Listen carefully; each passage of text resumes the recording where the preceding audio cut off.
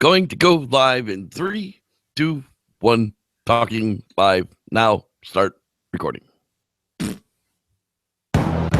This week on the Squatchers Lounge podcast, David and the Reverend Jeff talk about the Ireland Bigfoot. I swear this is a thing. It really is. And it's not the gray man. And you can count on that. But you can count on some really good long overdue news, a healthy dose of jabs and skepticism and all that douchebaggery that we do. And now, back from the near dead, your host, the Reverend Jeff Kelly. Oh my God, you hadn't believed me if I hadn't died. I thought I hadn't gone to hell because, boy, this is still pretty rough. Welcome to the Squatchers Lounge podcast, but we are indeed here. I am your host, the Reverend Jeff Kelly. The beard did survive. Look at it in all its freshly washed glory. Unpukified nastiness is gone. With us as well as always is the Dr. David Batdorf, Esquire, pseudoscientist. How you doing, buddy? Ready to dispense my judicious pseudoscience upon the Squatchers. Like pseudoscience. Yeah, that thing that I do on a weekly basis. Exactly. Guys, man, it's been 11 days of this mess so far. We've missed a lot. So let's go on ahead and get out into the news, get that mess over with, because everybody says when we've been good long, it takes forever. But it's important, or we wouldn't cover them at all. Hey, when not to rescue a wild animal. Many wild animals do not need to be rescued, and there's almost never a time when you should remove a baby wild animal from its natural environment, even if it appears abandoned. More often than not, just leaving a young animal alone affords it the best chance for survival. Now, this is no joke. I literally saw a picture of some jackass with a bison in Yellowstone Park in the back of their SUV because they thought it was cold. It got left alone in the cold. Yeah, there was this actually shows pictures of like a moose calf just like huddled in the grass off the side of a road, and like, oh my God, it was left here. Yeah, on purpose by its parents. Somebody's coming back something else. If you find a den full of coyote cubs, leave them the fuck there because their parents are coming back. Yeah, that's how it works. The moral of the story comes down: young animals are often left alone for hours while their parents go gather food.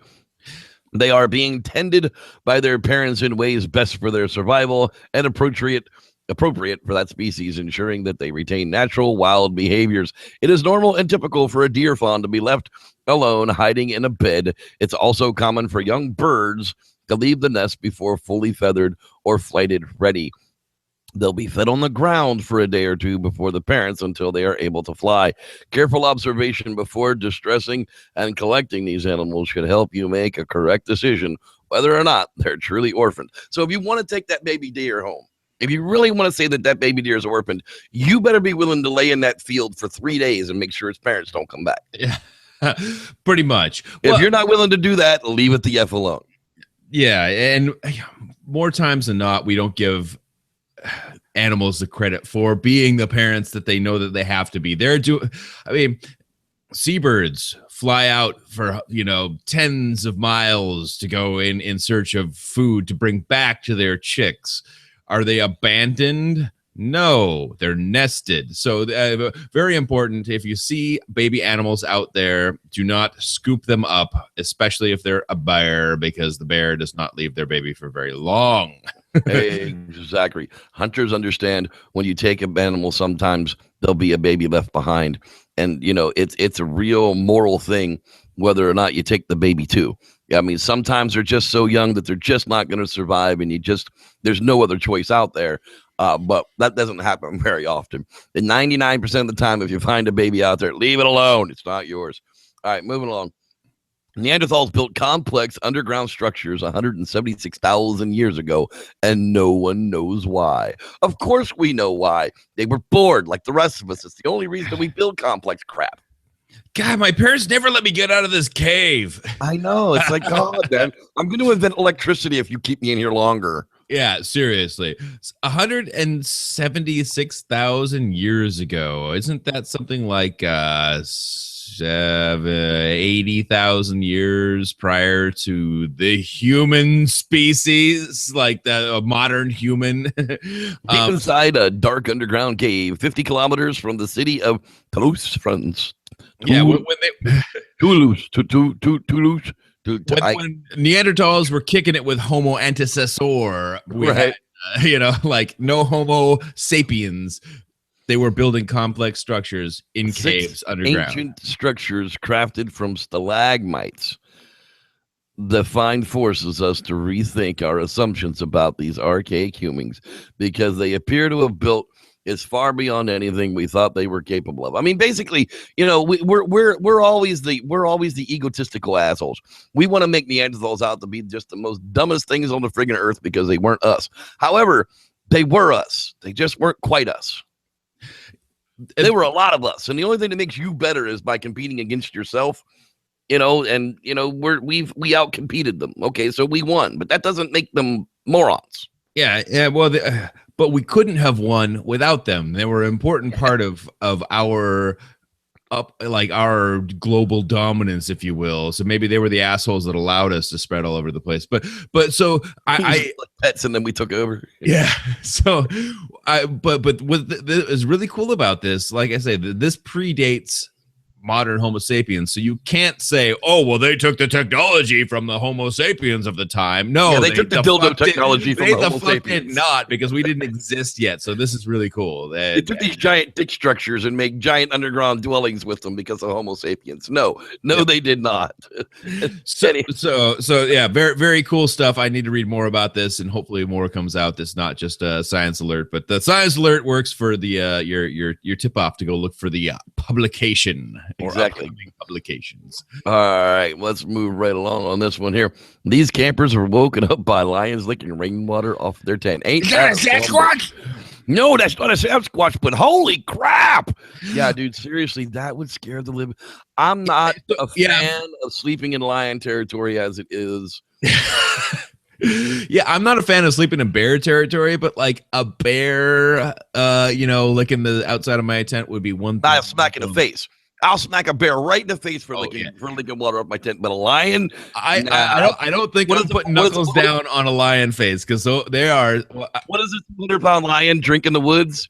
Any fucking thing he wants to. So, including the rainwater coming off of my tent, because I am not smacking him in the mouth. The cool thing is that the lions understood that the tent somehow would wick water, or one of them checked it out and like, hey, check it out, it's wet. They started looking at everybody else comes over. A crazy experience for this guy. But yeah, as we all know, if you ever try to like kick your cat across the room, it comes back.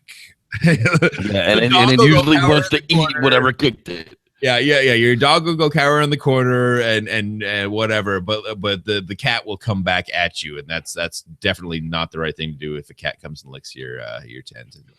You basically want to get. If it won't go away on its own, you got to get big and you got to get fast. You got to get big and scary real fast, or their cats are dangerous, man. Just don't mess with the lions. Yeah. But they take down elephants. I mean, come on. Heffalumps. I caught this one the other day, and I was just like, what the hell is this in my newsfeed? Tyler Bounds is full of shit. Friday, May 20th, 2016. And then I looked, it was posted by Tyler Bounds with the caption that says, I finally made it. Well, apparently, T-Fat told Tim Fasano down there in Florida, Mr. Hoaxer himself. He's an admitted hoaxer. He admitted hoaxing on my show during an interview.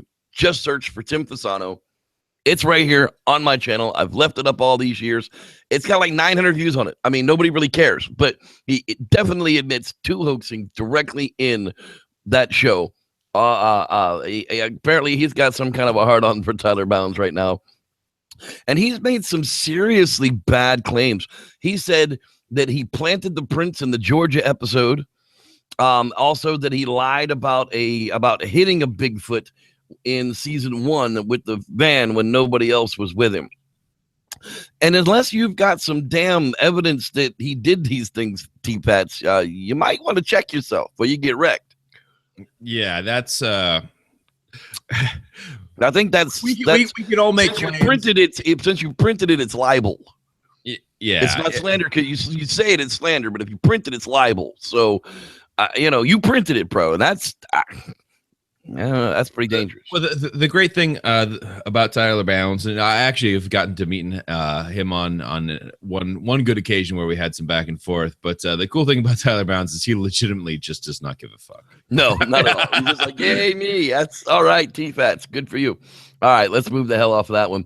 Polar Grizz, a Grizzlepole, a Growler, a Grizzly, a Pizzly, who the hell knows?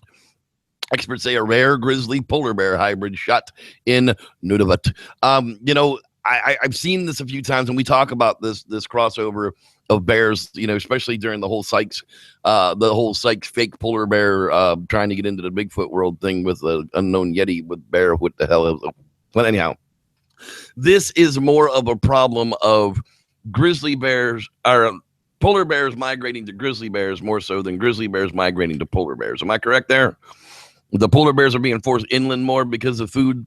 I would say so, and they're being forced to capitalize on the same resources that the grizzly bears are, because the resources are not quite there for their separate and divergent lifestyle.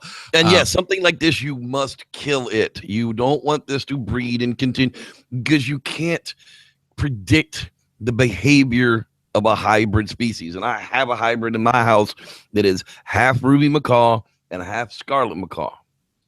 I'm sorry, half green-winged macaw and half scarlet macaw. And I can tell you for facts that hybrid animal has traits from both of those large macaw families. And an animal like this would have traits and aggressions and actions from both. And that just would be a scary mofo. Would be like all the aggression of a grizzly in the size of a polar. The interesting thing is, this isn't one that I probably will follow up on just because it's a news blurb. It's interesting, but just because it's a white grizzly bear doesn't mean that it's actually a polar hybrid necessarily, because that's actually a recessive trait in grizzlies, which probably led to being a dominant trait in polar bears, is the blonde or white fur. Just like the California black bear can also be brown or blonde or even almost reddish. Interesting. Is it a grizzly polar hybrid? Well, genetics will tell you the tale, because we have both of those in GenBank and you can blast against it. But it is a big creature, and they did kill it. Exactly. Anyhow, we'll move right along from that one. David sent me these the other day when I was sick as could be, and I actually had time to look at it on my phone. This is a neat little deal. It's kind of a tent in a box that fits on top of your car. They only had a $20,000 goal, and they've met it by $77,000. So good for these guys. They're actually going to get to go into production about it. But it literally fits on top of anything. Like, it doesn't matter what you Vanagon into a Vanagon. Right, turn your Vanagon into a Vanagon. If you didn't get the right Vanagon, you can get the wrong Vanagon and turn it into a real Vanagon. But the only thing I don't like about these is that I have to climb up and down that ladder. Yeah. Okay. So there is that. That's the. I don't want to. You mean I'm in a hammock as it is, just getting out of that son bitch to pee 3 times a night's a pain in the ass. Who wants to go up and down a ladder 3 times to pee? Okay, so this might not be for your 48-year-old prostate infection. You're disabled guys. Yeah. Mobilely challenged, maybe not. But this is a really cool thing, especially camping in, let's say, bear country. Yeah, they're going to be able to get up in there, but they're not going to be able to get like in there and smash your tent, right? You're not going to be probably harassed by the smaller, the raccoons are coming right up there and looking you right in the face, dude. Yeah. They're climbing right up there, sniffing your butthole while you're sleeping. There's no doubt that the raccoons are coming. Yeah, because they're assholes. But coyotes, probably not cougar would be really an issue. So you're really up and out of the way. If you have the cougar will be right up on top. He won't be looking you in the face. He'll be up actually on top of the tent part. Yeah, that's the highest part. So, but it does limit the so you have a vehicle underneath you and a hard bottom, and you have a hard top. So it's really just the sides that you're worried about. But it looks to be pretty stoutly constructed, folds down, pops up, and you just off you go. I mean, if they put that on a Prius, you could put that on anything. Okay. I thought it was pretty cool. Like, that's not my style, but I mean, really, like, that's a pretty cool piece of kit for a lot of If folks. you're going to be traveling across the country, here's a good thing: you can park overnight in a parking garage, and boom, sleep right on top. But then again, if I'm bringing crossing the country in an SUV, I can do the same damn thing inside.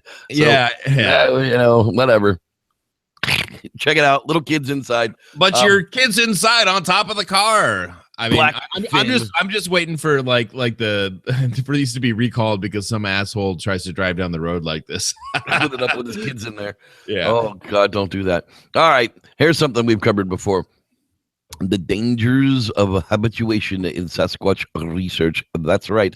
They've come down to a teamcrypto.com guest post by Marie S., an animal behaviorist specializing in predatory species of North America. That's kind of what I wanted to bring your attention to. This isn't by a Bigfooter. This is by an animal behaviorist who specializes in shit that will eat you in North America. We all go through. So I thought it was kind of an important read myself. It does. It's a good. Okay, so you can listen to our show, whatever, but it's a good like outside corroboration to the same kinds of things that we've been saying. I mean, look at the ducks. I mean, look, do you feed the coyote in your neighborhood? Well, yeah, the coyotes are going to hang around. And who's more likely to get bit by a coyote? The person who feeds them or the person that doesn't? Nom. Bigfoot's keeping everybody. I need that GIF actually right now. I think we can get that. Yeah, we're gonna get that.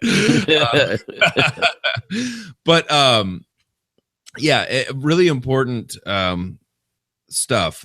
Don't feed the animals. Don't feed the bears. Don't feed the raccoons. Don't feed the whatever. I got a story about my family fed the raccoons for a while, and what happened was basically that all the raccoons died. I know a very similar story like that. We were okay. None of our cats died. None of anything died. But we eventually, because of our fascination with feeding the raccoons, they all died. My friend's family fed the raccoons so long it destroyed the barn and killed all the raccoons. Yeah. And all the raccoons died of like heart disease and stuff because they were too fat from eating dog food. Anyhow, check that one out too. This one reared its ugly face again. Bigfoot bodies on the mountain. On May 18th, 1980, a devastating natural disaster created an entirely new landscape across the specific portion of Washington state. We're talking about the eruption of Mount St. Helens. Now, sadly, when I was up there with David, the 2 times that I should have been able to see Mount St. Helens, I was feeling just like I was feeling today. Yeah, there was that and or the cloud cover we normally have. Yeah. But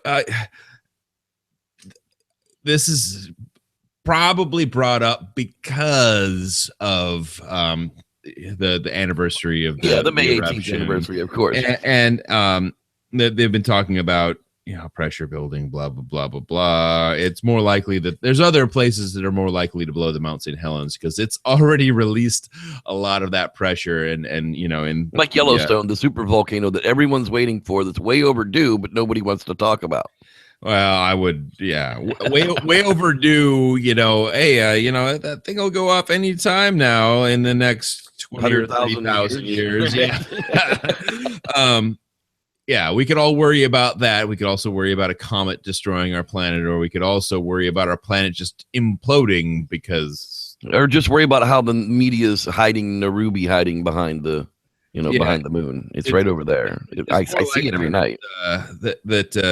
Natural and or anthropogenic climate change will take care of us all before any of that happens. Let's just put it that way. Exactly. And we're all going to die of old age before any of that begins to sink in any. So, All right. So Mount St. Helens isn't blowing up. Were there Bigfoots found on the mountain? Who knows? Some people say yes. Some people say no.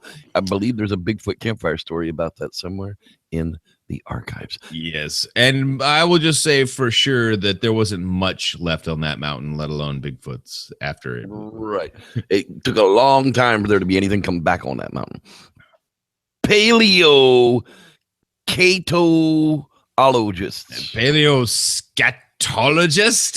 Paleoscatologist. That's what it says. Dig up stools as precious as the crown jewels because it's all about the poop.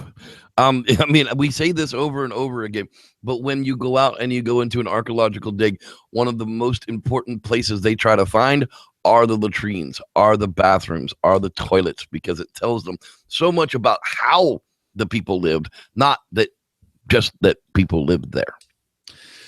So when it comes to Sasquatch research, we too are going to be looking for the poop, because the poop will tell us a lot about where these things are living. The plug on that bad boy right there tells me that he just had a steak. He must have been out at sea for a while. Yeah, well, one full-grown colon stopper right there. You know, today the stool as precious as the crown jewels, golden to Jones, can be seen in the Jorvik Viking Center in York. The most exciting thing about it, he says, is the infestation of eggs discovered inside, belonging to Ascarius lumbruscoides, a parasitic worm that blighted the insides of our ancestors. Dude, so not only can you tell who was there, what they were eating, what they were doing, you can tell what they're dying of, what they're sick of. I'm just sick of being sick. That's damn. Sure. Maybe you should find a paleoscatologist. A paleoscatologist to help me with my scat. Maybe that'll take care of it. Holy bejesus, people. Oh, thank you for bearing with us there for, it wasn't too bad. It was about 20 minutes of news. I don't know what you people complain about, and the ones that do complain can do really actually just kind of kiss my ass. Hey, you know, David, it is that time of the show where it is time to listen to our Kwazii Theorist. If you guys want to shout out from the lounge hosts, now would be the time to make sure there's a comment in the live chat box. Now for a little bit of Kwazii Theories from our host, Dean Cooper. And now, Kwazii Theories from a Kwazii scientist with your host, Dean Cooper. A friend of mine sent an email to me with a video for me to watch and comment on. The video is of an investigative reporter examining the lifestyles of televangelists. Christian televangelists, to be precise. If any of you out there are fans of televangelists, well then consider the rest of this to be what I think to be the fate of whatever huckster lives a large and lavish lifestyle by conning poor folks out of their money. On the other hand, the following somewhat continues on my last theory, offered several weeks ago, concerning 12 spheres and the influence of them on our lives, only with a different set of spheres and no geometry. While I do not believe in anything like eternal damnation, I am quite sure there are what the Hindus and Buddhists call astral hells, where particularly bad people can spend time after shuffling off this mortal coil. What a pleasant Shakespearean metaphor for kicking the bucket.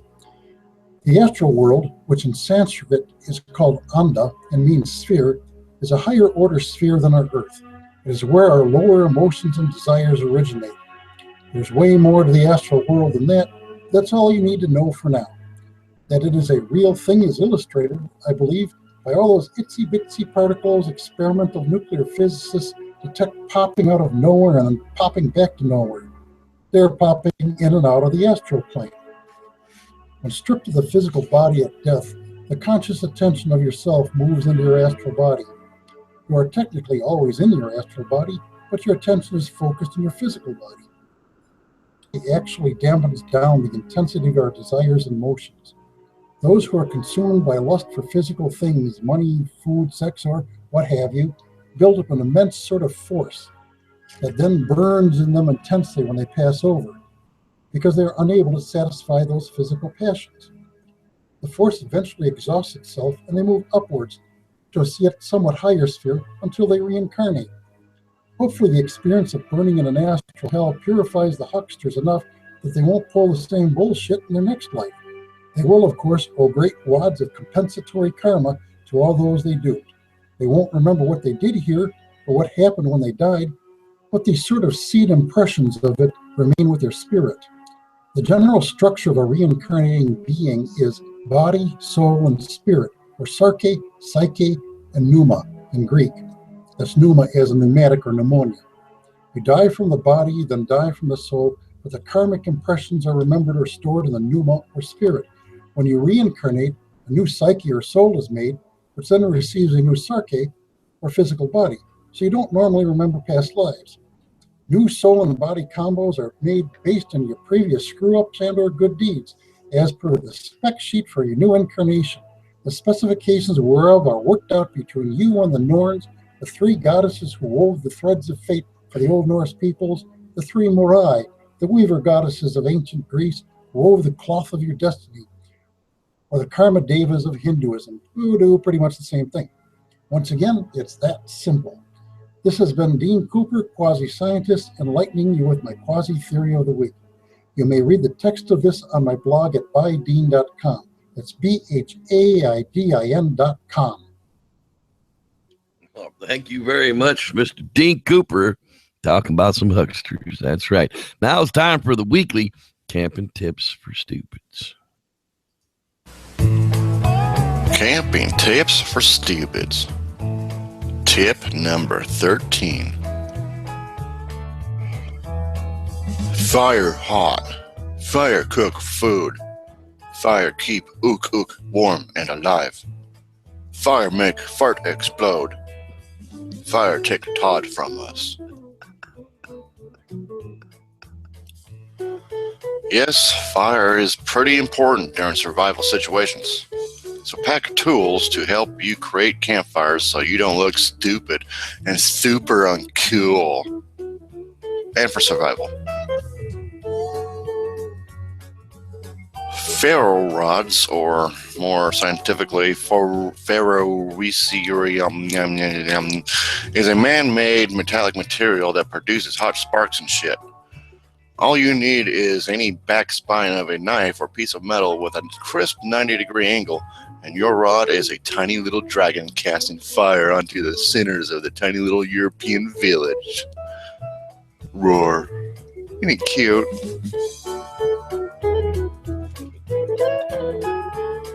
Now, most lighters won't work while wet and contain a tiny little flint that can get used up pretty quick. Another interesting alternative is the very old style of steel and flint, but you'll need to pack your own little tinder material that you make yourself. And lastly, the old bushcraft style bow drill, which in my research turns out to be such a damn pain in the ass. It's just easier to scream at the tinder until it catches fire. I mean, I've seen how these things are done. It's ridiculous. Ugh. Just carry ferro rods like a smart person. This has been Camping Tips for Stupids. And remember to spay and neuter your idiot population. Well, there you have it. Camping Tips for Stupids. The fire, although, is definitely... You can't go into the woods, even under fire burn restrictions, without being able to make a fire. If you do, you are just you're willing yourself to death, because no matter how illegal that fire might be in the middle of the night, it's going to keep my fat ass warm and alive. And after 3 days, if y'all haven't found me, y'all are going to find that 10-acre fire. I'm just saying, I don't want to set the woods on fire. I'm going to give y'all 3 whole days to come find me first. But if you don't find me after that 72 hours is up and my supplies are gone, y'all are going to find that 10-acre fire. That's just kind of the way I look at that. So, signal fire aside, if there is a burn ban on and you're by yourself and you're at elevation and it's cold and you fall into a stream, you have to have a way to start a fire, unless you can hike yourself out before you catch hypothermia, in order to keep yourself safe. So it's very important. And I can't say enough about tinder, and just something as stupid as like petroleum jelly on cotton balls, or dryer lint. Dryer lint is the greatest dryer thing lint on the planet. Yeah, dryer lint. That's why they tell you to take it out of your dryer, because it will just. I have an Altoids tin full of little bits of flint, a little mini Bic, a whole bunch of dryer lint, and that's what goes in my pack. I mean, I don't need anything else. If I have to light a fire, a ferro rod and an old prescription bottle full of dryer lint, and you're actually pretty good for days. Yep. For many fires, many fires. Yep. Anyhow, let's give some shout outs here to the lounge and see who's hiding out there live tonight with us in the middle of the night. Frankie Smith, how you doing, man? Glad you're out there, Dave Jackson. Squatchy Yank, your old pal Wes. Rock City Marco, Dave Jackson. I probably already said that guy's name. I'm going to end up saying it a million times. Star Shine's out there with us tonight. Oh, my goodness. The life and times of JCM. Our buddy Jim and Moore, our camping tips for stupids guy. Who else is hiding out there tonight? Oh, it's been a lot of conversation going on out there in the lounge. The live lounge tonight. I know there's more people. Again, that sumbitch is here tonight. I've been calling your name all friggin' week.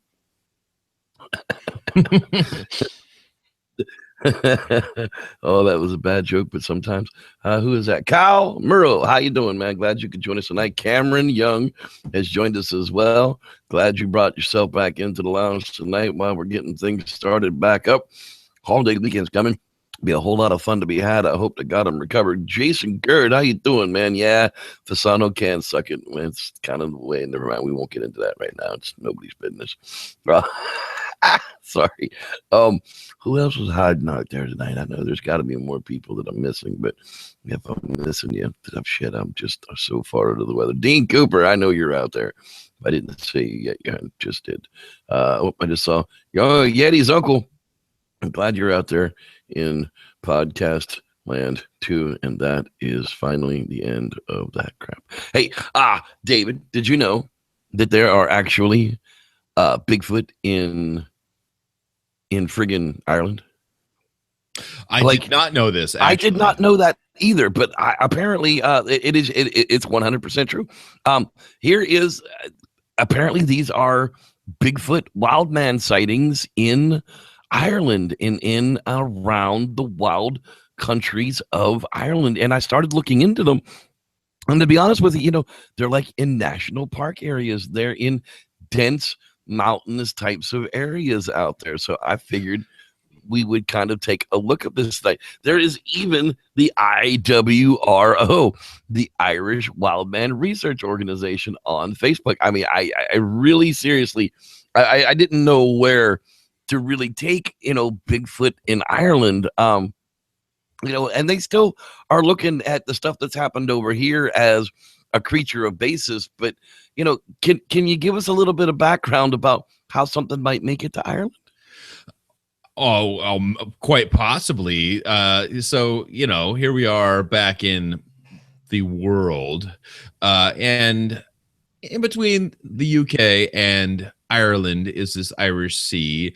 And then we're back into the, here's Denmark and the Netherlands and some of these other areas of Germany and, Poland. Maybe we should do there's got to be a Polish Bigfoot too.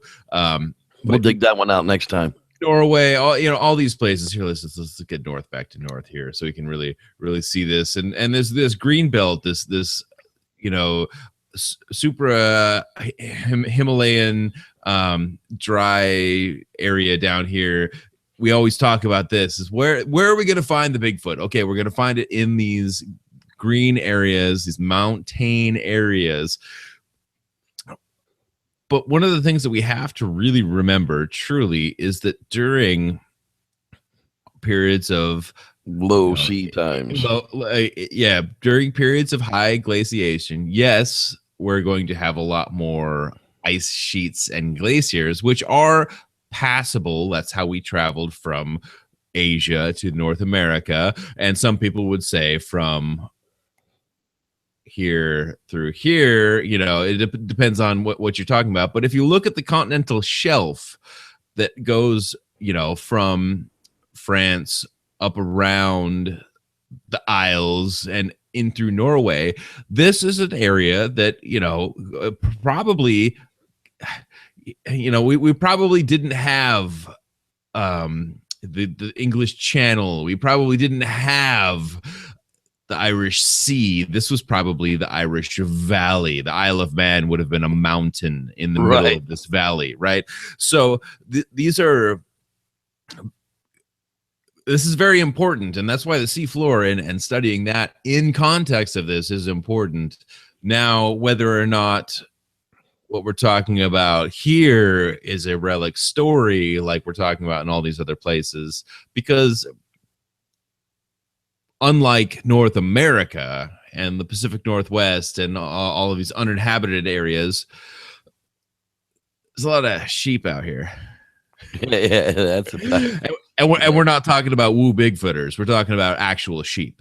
Yeah, we're talking about Yeah. So between Dublin and Galway and Belfast, probably there's some pockets. And the beautiful thing is that the story is there, and the sightings that you're referencing, I'd be interested if they're contemporary or if they are historical. And what, Well, let's take a look at some of those as we got right here. And what is the historical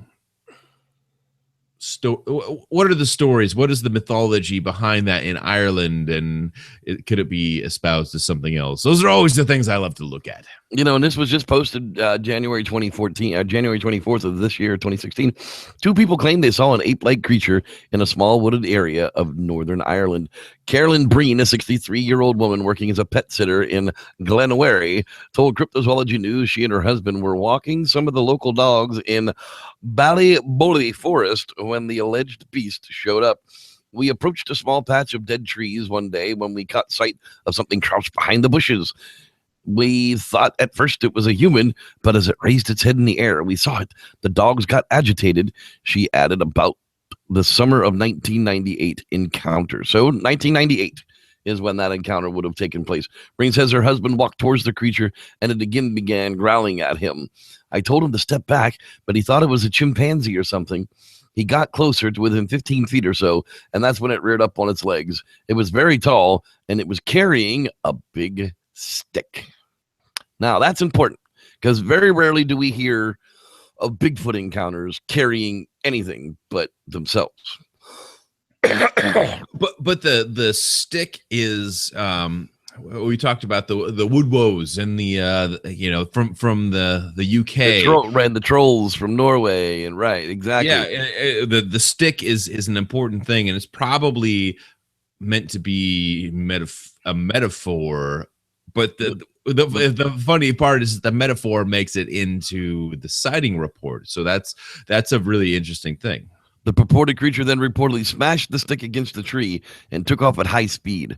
Breen says the ordeal lasted about 4 minutes. 4 minutes is a long time to be interacting with anything. It might have felt like 4 minutes, but in 4 minutes, I can get up, go to the bathroom, drop a deuce, blow my nose, clean up, wash my hands, and come back in here and sit down. 4 minutes is a long time. Anyhow, it ran so fast through those trees like it had done so 1,000 times, said the woman. The creature was described as having a chimpanzee-like face, but with a broader nose, and it was covered in a dark brown black fur. Breen recalls the animal being approximately 8 feet tall. I don't know if it was a Bigfoot, but my husband didn't think we got these types of things in Ireland, she said. Reports of Bigfoot sightings in the United Kingdom are rare, but have been growing in frequency since the advent of the internet. Why you always got to go blaming the internet, man? It didn't do nothing to you. Why is it got to be just the internet? But apparently, if you go over here and check out these guys on Facebook, they're legit. They're literally out there looking for Bigfoot type creatures in Ireland on a regular basis. I think I love it because if there is truth to that, if there are humanoid bipeds, Ireland is a great place to find them because A, there's not a ton of trees, and B, where there are hiding places for a large bipedal ape, you can. Where there wouldn't be trees in the Irish landscapes like we would expect here, there are caves and rock outcroppings and places to hide and places to take cover. Yeah, I won't take that completely away, but it just seems like the available area would be lessened, and so you could we've got our Yowie hunter friends. There's a ton of wild areas that you just can't Like you can't even begin to canvas that. The areas that I'm looking, we're talking, I mean, hundreds of square miles. I can't even start to canvas that, so I have to figure out how to narrow it down and canvas an area of interest. I'm trying to cover half of a small country. But if you take a small country and you look at the viable areas, you'd probably be able to narrow that down to something that's really good to look at and go from there. So that, those are the kinds of, if there's something going on there, then these are the folks that have a real good possibility to bring something out of it, or at least get a really snarky BBC documentary. Yeah, at least get a documentary, if not a series out of it. Yeah, Irish Bigfoot hunting. People boohoo about the Finding Bigfoot show here in America, that it's still going on, and after 9 seasons they haven't found anything. We told you guys from season 1 they weren't going to find anything. All they were going to show you were techniques that are used by some Bigfooters in the woods, and they're going to show you different locations where Bigfoots are said to live, roam, and survive. And like everything else, they're going to get most of those locations off of YouTube. Right. They're going to get them off of some type of a video, some type of a viral video, something that they can go and investigate and either say yay or nay, is it possible or not. In a place like Ireland, I've got an uncle who tells you for sure 100% it starts with 3 pints and a sausage and haggis sandwich to go pixie hunting. Okay, I mean, if you want to go pixie hunting with my uncle for 500 gold pieces, he'll take you pixie hunting. It starts with 3 pints and a sausage and haggis sandwich. If you're willing to start there, he'll continue to talk to you about pixies. But apparently, wild men stories in Ireland go back just as far as they do in places like Scotland and England and France, Spain. There's a reason these stories exist, but is there still something that we can reach out and touch? Like, where are the track evidence from places like this? At least we have a few hundred tracks that are believably collected by honest individuals across the last 30 years. Where do these other places have those?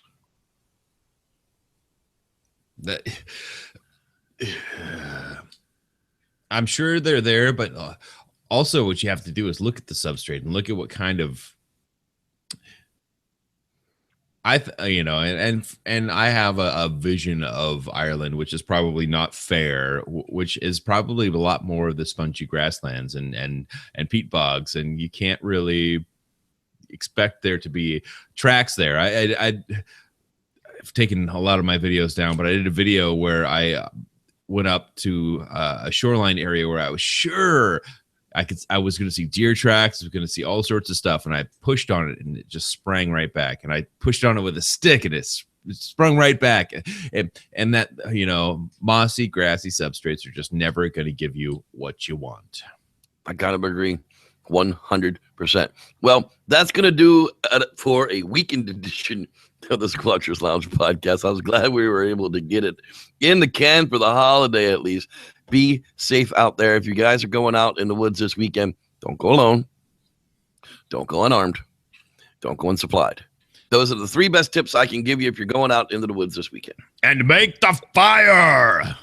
Back at the fire put. That's right. If they don't find you in 3 days, it's okay to start a 10-acre fire.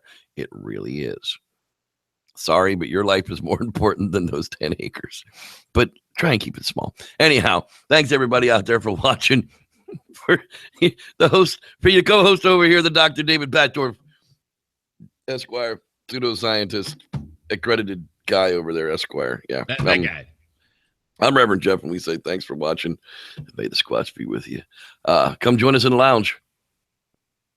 Facebook.com/groups/SLounge.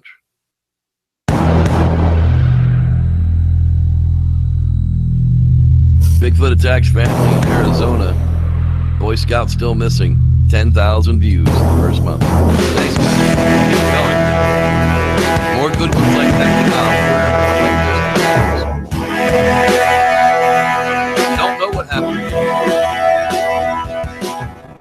Shame on you. It's a really, really good story.